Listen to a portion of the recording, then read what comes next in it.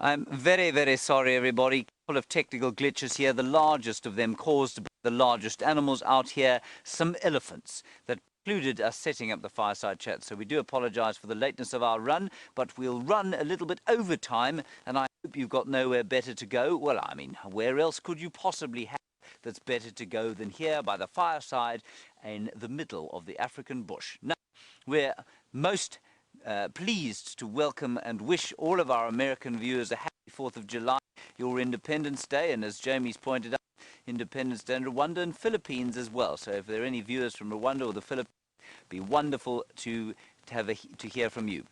We're now going to go straight into some highlights of the cubs. Let's go and have a look at Karula's little babies, George and Charlotte. Well, everybody, where there is death, there is life, and there is death in the tree there that you can see. And it was made by Karula, the queen. Not found by us. I would love to claim some kind of credit for this. This is entirely the work of Herbert, who's just called us in here, and he's found these three beautiful leopards. Isn't that special? Oh, look, she's going to go up the tree. Look at this. Look.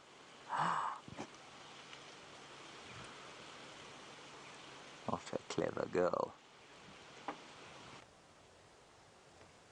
Your timing is perfect because look who's making her way down. Oh, oh. Hey, that was pretty graceful. Well done. Oh.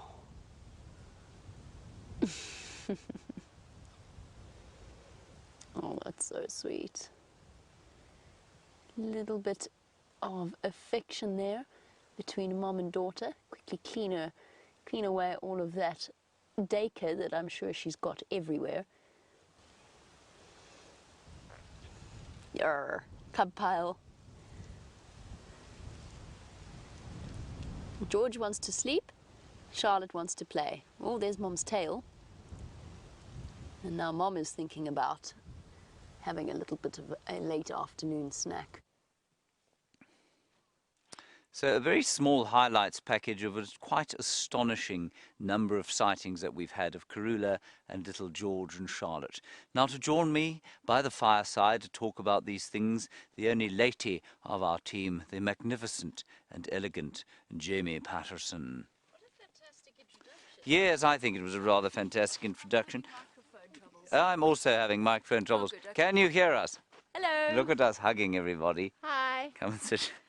Yes, because we haven't seen each other for at least 2.5 hours, have we, Jamie? And so much has happened in those Marvellous. 2.5 You've got no audio. I've got no audio. Yeah, but you have a Busby hanging from the front of your Yes, but the clip is your stuck. body. The clip is stuck, James, and so Yes. And so things have all gone Well, very it's wrong. picking up here, I'm afraid.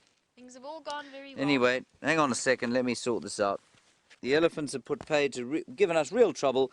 I'm going to sort it out by putting this microphone between us. We're going to just manage the way we know how best. I don't know how that is. Hold on, everybody. Hold on. Oh, you're going to hear ruffling. Well, I don't know that you can help me. Okay. Oh, marvellous. Can you hear us both now? Hi. There we are. All right. Marvellous. Well done. Now, Jamie, we've just watched the Karula clip. You've had a little bit of time since you've been back from leave. Have you enjoyed your time with George and Charlotte? I have absolutely enjoyed my time with Karula's two cubs, the Sorry, male and with female with Karula's young cubs. Oh, yes. You mean George and Charlotte? Karula's young cubs are absolutely marvellous. Unofficially, George and Charlotte are absolutely wonderful. They have grown tremendously since I last saw them, and they were terribly entertaining when I did see them. And why don't you like the names? I'm not entirely sure. I feel they are African enough. Yeah.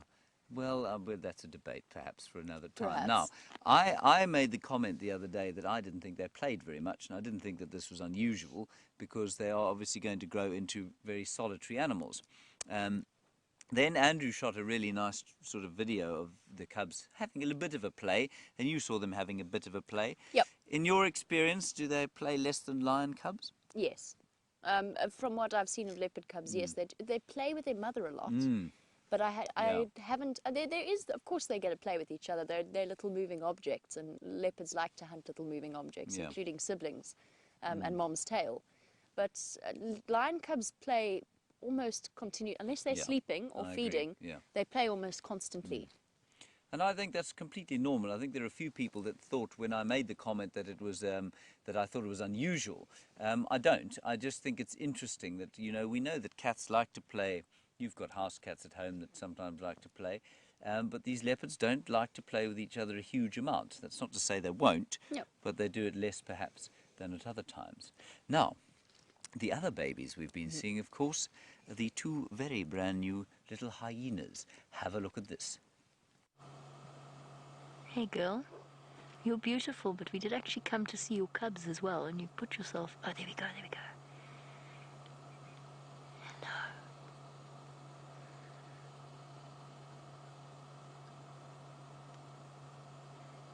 Oh my word, they've grown so much. Just hear them squealing. Hello. Ah, I knew that there were two, but this is the first time I've seen them both together. And she just looks the picture of contentment. Ooh.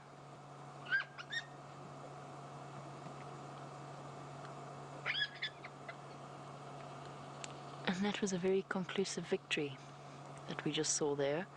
One. Oh, wasn't that absolutely incredible? It was such a treat because it's the first time I had been back to the hyena den since I was on leave.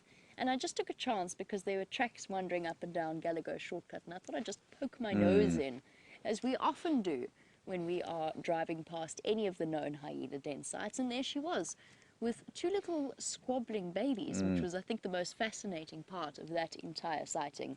Just talk us through that. I mean, one very clearly dominated the other one, didn't it? That was what it looked like, and what I noticed, and I mean, perhaps on reflection it wasn't as clear as I thought it was, but there seems to be a size difference, quite a clear size difference in my mind between the one that started feeding initially, the bolder one, and the one that was trying to get in to feed. And I mean, there was space for both of them. It was just really interesting behavior between the two. And eventually the one, as you saw in that clip, was pushed back into the den itself. Do you think that's a function of the fact that one's male and female, they're different sexes, or do you think one has just dominated the other and through the course of extra nutrition become larger? I don't know. I sorry. Nor do I. Because, I mean, I'm probably going to say something like, well, I think it means that they're both female because they're squabbling, because males automatically take a subservient role.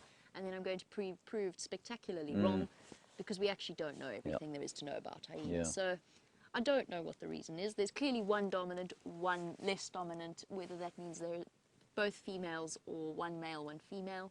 Maybe also one female, one male. And quite interesting also that it's a, I mean, it's a subdominant mother. Yes. And yet the cubs are still having very severe squabbling matches with each other, Yeah. which I think is quite interesting. All right, well, that was the hyenas. Now, we haven't seen any cubs yet, but the makings of some cubs we saw yesterday. Take a look at this. We're going to mate again. He's interested. I think she just wants to go say hello to her other pride mate.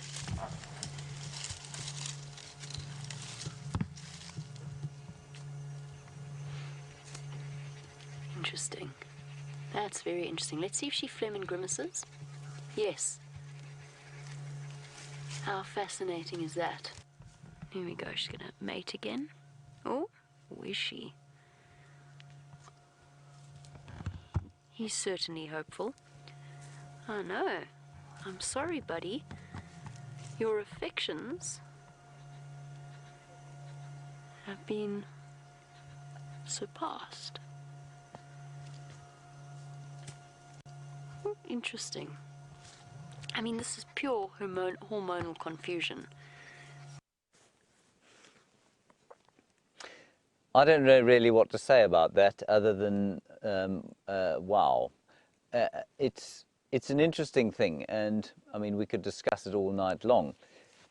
What's your take? I think it's just hormones. I think you've got an estrus female and a lactating female, So the post-pregnancy hormones plus the estrus hormones, so the heat hormones. And I think it just resulted in that female getting, I said confused. You asked me why I said confused, and I said just because she was mating with a female. It's not dominance, that I will say. I don't think, you know, you often get the mock mounting with males. Males, yeah. Yeah, I don't think that's a dominance display at all. But you get it with female dogs. I've seen female dogs do that a lot. Me too. So I don't But is know. that dominance, do you think? No, I don't know. Again, I'm not entirely sure about the answer to this question. It's the first time I've ever seen that situation play out. And it was absolutely fascinating because it went right down to the biting of the back of the neck, which is unique. My take on it, and I might be totally wrong here, is that she sniffed the urine and she did the phlegm and grimace, so she was testing the urine. Now, lionesses have a certain amount of testosterone in their bodies. She's a biggish lioness. I mean, she's not massive, but she's tall, and she probably might therefore carry a bit more testosterone than the other lionesses. And because she's wired in a certain way, that the pheromone she's picking up from the urine may well just trigger a response because her testosterone levels might, or some other male hormone, androgen perhaps, or some other androgen type hormone may be sort of triggered a response. I don't know. That's a very cool idea. I have absolutely no explanation as to what that is. I think that is a very good theory. Well, thank you. That's very kind of you coming from you. That's high praise indeed. Absolutely. Now, the competition today, the 4th of July competition for the Americans, the Rwandans and the Filipinos, was won by me today. 29 points for me, 20 for Jamie. I am, however... Are you going to brag, James? No, I'm not. I think I'm actually going to say that because you had a leopard and cub, and if you can bring yourself to say the name that I have given the cub, if you can bring yourself to say that, I'm going to give you an extra 10 points and you will then win. But you're going to have to say what her name is. And I shall... Oh no, this is the worst. Yes? What was her name? I'm so torn between not wanting to concede this and also wanting to win. It was a leopard cub. I mean, you probably do deserve to win. It was yes. It was a leopard cub. And what was its name, Jamie? James, the Closet Royalist, has nicknamed unofficially No, you can't cub. say that. Don't say unofficially. Yeah? James has named Shadow's cub Zara. There we go. Jamie wins the 4th of July show, everybody. And for you, just a very short American song for you. It's a wonderful American song. And we all know it. And Jamie, I hope that you'll join me in the chorus if we still have time. A long, long time ago, I can still remember when that music used to make me smile. And I knew if I had a chance, I could make those people dance, and maybe they'd be happy for a while. But February, in this case July, made me shiver with every paper I deliver. Bad news on the doorstep, I couldn't take one more step. Oh, I can't remember if I cried when I read about his widowed bride, but you know something touched me deep inside the day the music died. And they were singing, bye, bye, Miss American, bye. Told my Chevy to the levee, but the levee was dry. Them good old boys are drinking whiskey and rye, singing, this'll be the day that I die. This'll be the day that I die.